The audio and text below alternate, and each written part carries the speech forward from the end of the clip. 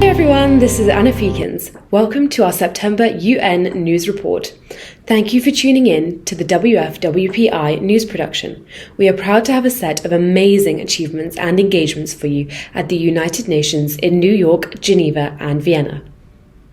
Firstly, during the high-level week of the General Assembly meetings in New York, 8 representatives from WFWPI participated in the SDG Action Weekend convened by the Secretary-General. This took place on the 16th and 17th of September.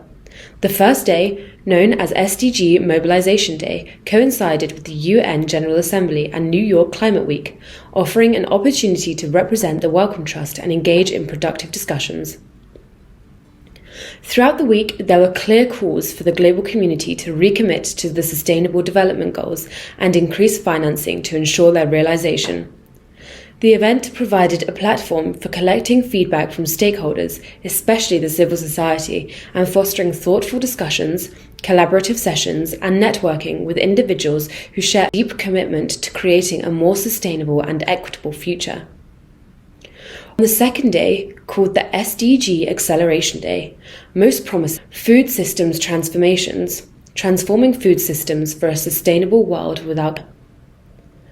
This session emphasized the interconnected nature of several critical sustainable development goals. These included poverty eradication, climate action, environmental protection, ending hunger, and improving nutrition. Following day at the SDG Summit, Merle Bilan represented WFW. This meeting brought together stakeholders from governments, civil society, and the private sector to address critical issues related to these sustainable development goals. A central theme was the acknowledgement of progress towards the SDGs, even though so far it falls short of the necessary pace and scale. Participants highlighted the active engagement of various sectors, recognizing that collective efforts are vital for success. Youth inclusion and engagement emerged as another key focus. While strides have been made to include young voices, there is still a consensus that meaningful youth participation remains a work in progress in decision-making processes.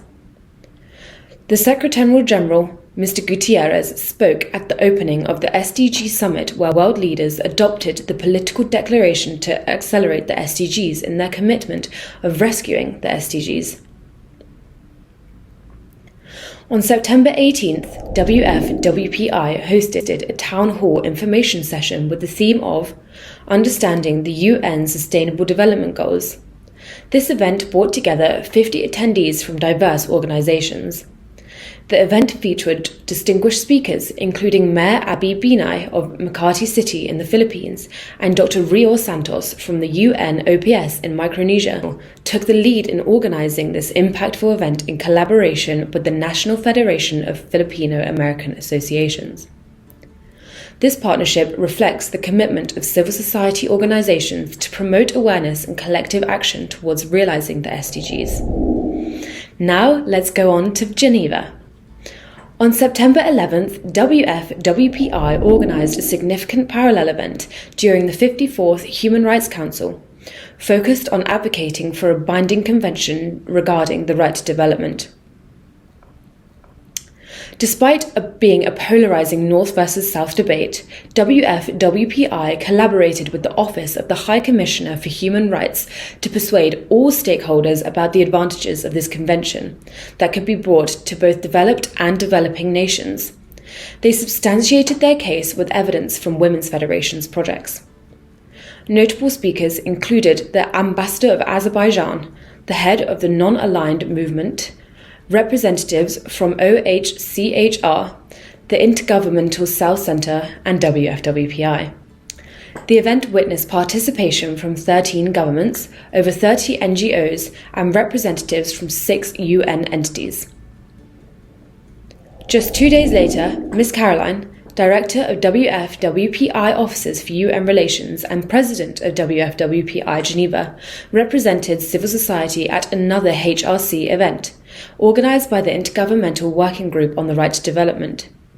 Furthermore, as president of the NGO Commission on the Status of Women, Caroline co-hosted the 50th anniversary celebration on September 21st at Palais Eynard in Geneva, together with the Mayor of Geneva, Over 100 influential leaders from Geneva and the UN, including the UN Director General, ILO, WHO representatives, and various ambassadors gathered to commemorate the event. The celebration featured presentations on the history of the NGO Commission and engaging debates involving UN Women, CEDAW, and other stakeholders. Mariko, WFWPI's president, prepared a video presentation discussing the future plans for NGOs affiliated with committee members, highlighting the essential role of women in achieving common objectives. We moved to Vienna, who were commemorating the International Day of Peace on the 21st of September, at the VIC Peace Bell with civil society activists. Dr. Maria Riehl, the chair of NGO Committee on the Peace in the UN Vienna offices, along with Renate Ammersbauer, the president of Women's Federation for World Peace Austria, Irmgard Mantler of WFWPI, an NGO representative, and Lily Gundacker, the WFWPI advisor, met together with Joy Martina of the Golden Goddess Circle via Zoom.